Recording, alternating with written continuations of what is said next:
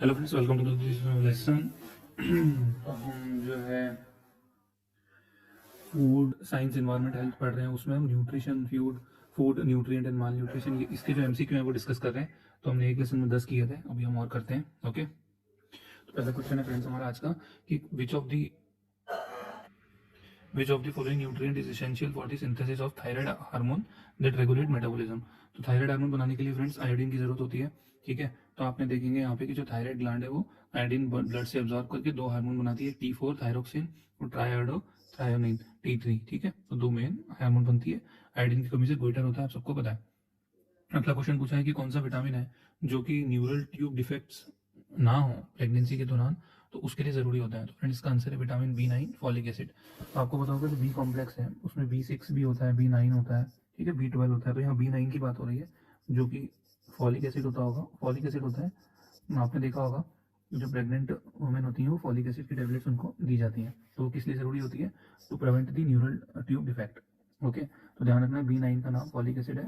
आप ऐसे भी याद कर सकते हो कि 9 months of pregnancy and folic acid is essential in pregnancy. अगला क्वेश्चन है फ्रेंड्स हमारा कि B6 का प्राइमरी फंक्शन क्या होता है। पहली बात, B6 का नाम होता है फ्रेंड पायरोडक्सिन।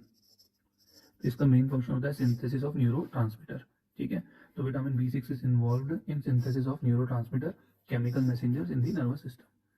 अगला क्वेश्चन है हमारा विच vitamin is crucial for the production of collagen, a protein that provides structure to skin, hair and connective tissue।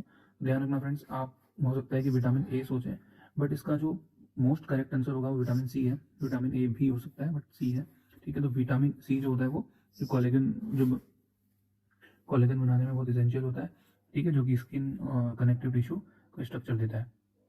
अगला क्वेश्चन है कि which vitamin is known for its antioxidant properties and is crucial for the health of skin and mucous membrane. तो आप देखोगे इसका answer क्या है friend, जो विटामिन ई है उसके अंदर फ्रेंड्स एंटीऑक्सीडेंट प्रॉपर्टीज होती हैं और हेल्थ स्किन की हेल्थ के लिए और जो मेम्ब्रेन होती है उसके लिए बहुत इंपॉर्टेंट होता है। ठीक है, तो जो लोग स्मोक करते हैं उनके अंदर का फ्री रेडिकल जनरेट हो जाते हैं, तो फ्री रेडिकल को ऑक्सीडाइज करने के लिए, उसको खत्म करने के लिए विटामिन ई जरूरी है, ई और सी। ठीक है, सी में भी प्रॉपर्टी होती है सी एंटीऑक्सीडेंट की, ई में भी होती है।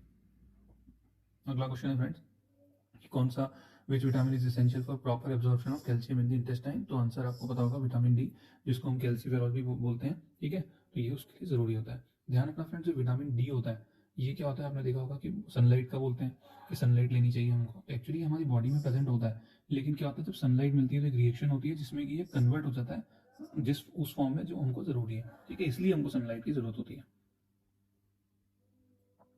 अगला क्वेश्चन है हमारा कि which mineral is major component of haemoglobin, the protein responsible for transporting oxygen in the blood. तो हेमोग्लोबिन में कौन सा मिनरल होता है फ्रेंड्स? आयरन होता है। ठीक है, तो आयरन जो आयरन की कमी से जो फ्रेंड्स होती है बीमारी, वो जैसे हेमोग्लोबिन की कमी हो जाती है।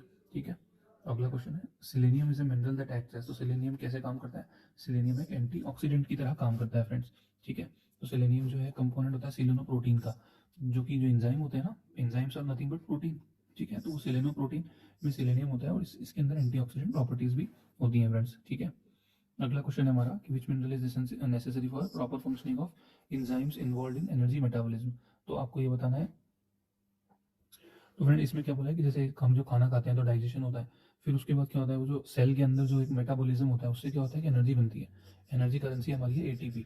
तो ये जो रिएक्शंस होती है ना सारी, इसके लिए Mg2+ की बहुत ज़रूरत होती है।